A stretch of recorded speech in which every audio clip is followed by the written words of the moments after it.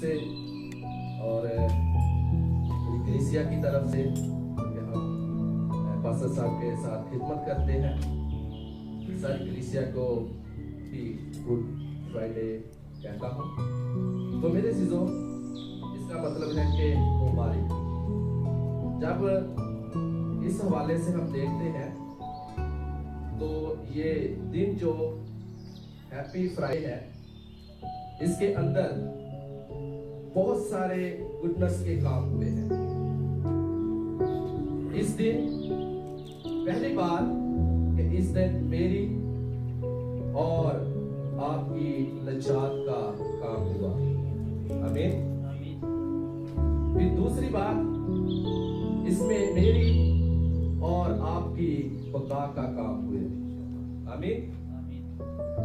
और फिर तीसरी बात, जिस दिन मेरे और आपकी रहनुमाई का मेरे और आपके खुदावंद यीशु अल मसीह ने एक बड़ा काम किया। और मेरे चीजों,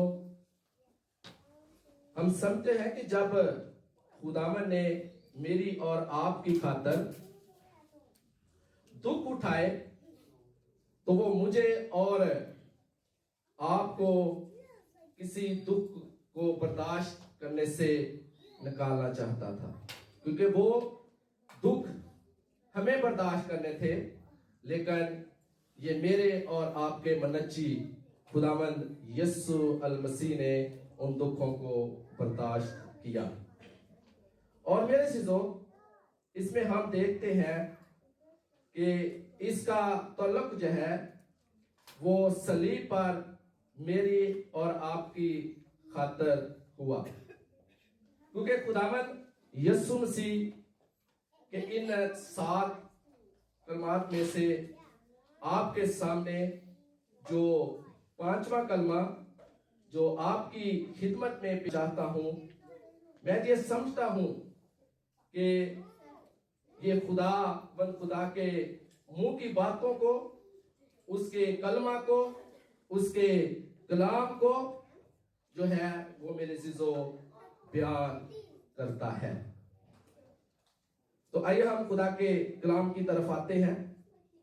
तो मेरे साथ नए अहदनामा में से यूहन्ना रसूल की मार्फत यीशु मसीह की लिखी गई अंजील, उसका बाब नंबर 19 है और आयत नंबर जो है वो हम 28 और 29 आयत पढ़ेंगे। जमात में से जिसे भी खुदावंद का रूह बारता है वो आमीन करके इस हवाले को तलावत में पढ़ने में रहनुमाई कर सकता है।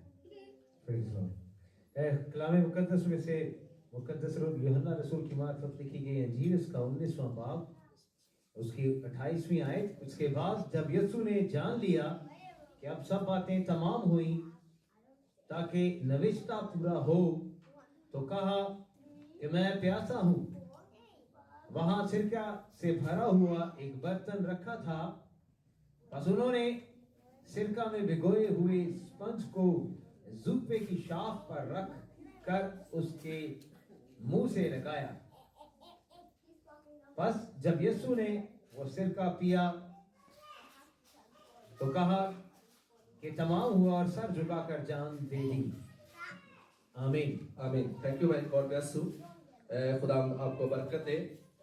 तो मेरे चीजों, ये 5वां कलमा जो है इसे प्यास का कलमा भी कहते हैं, जिस्मानी दुख का कलमा भी कहते हैं।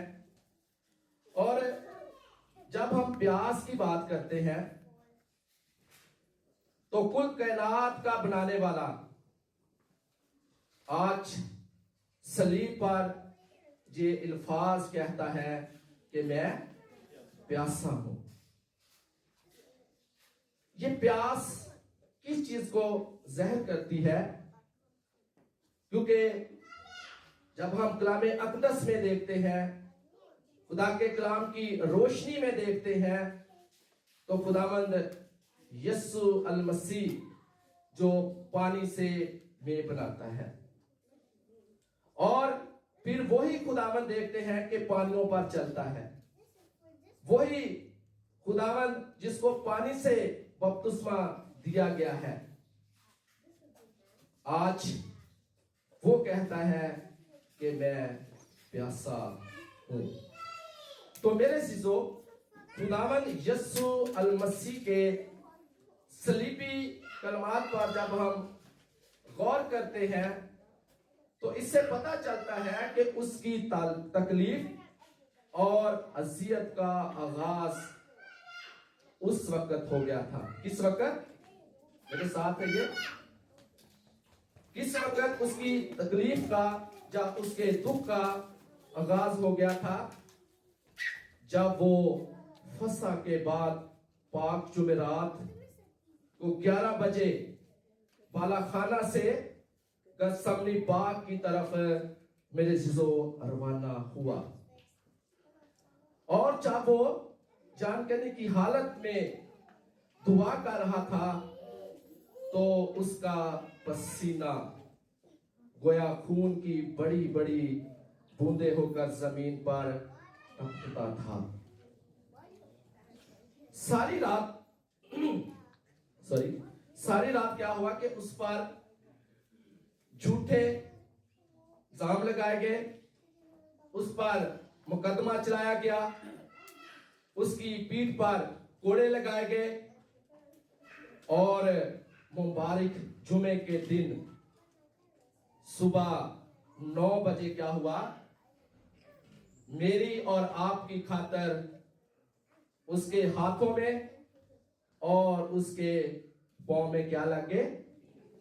मेरे साथ रहिए, ये आप सब इन कलमात से वाकिफ है, लेकिन जागने की जरूरत है कि जुमे का दिन है और सुबह 9 बजे मेरे और आपके मनज्जी खुदावंद यीशु अल मसीह के हाथ और पांव में कील लगाए गए हैं। कील लगाने के बाद क्या हुआ? हाँ जी, आमीन। कील लगाने के बाद उसको क्या हुआ कि सलीब पर लटकाया गया। और मेरे चीजों, लगातार 6 घंटे क्या हुआ कि उसके जिस्म से खून बहता रहा। बिल आखिर उसके जिस्म में क्या हुआ कि पानी की कमी हुई, जो कि एक इंसानी जिस्म के लिए फितरी बात थी कि इस पर हमारे नजात दहिंदा खुदावंद यीशु अल मसीह के मुंह से ये अल्फाज निकले। कौन से अल्फाज निकले? मैं प्यासा हूं। मेरे चीजों, अगर हम आलमगीर को देखा जायजा उसको देखते हैं तो पानी जो है हर एक जानदार के लिए, हर एक इंसान के लिए, हर एक पौधे के लिए जो है पानी का होना या उसके लिए बहुत एक जरूरत अहमियत रखता है। लेकिन मेरे जो यहां पर देखते हैं कि खुदावंद यीशु अल मसीह जो है वो सलीब पर लटके हुए हैं और दुख के अंदर है। गर्मी का मौसम है। पिछले 15 घंटों से खुदावंद यीशु मसीह के दुख और तकलीफ में कमी नहीं हुई, बल्कि इस अजियत में वो इंसान के गुनाहों के खफारा के लिए ये सब कुछ बर्दाश्त करता रहा। लेकिन आखिरकार जिस्मानी दुख और तकलीफ की शिद्दत ने उसे ये कहने पर मजबूर किया कि मैं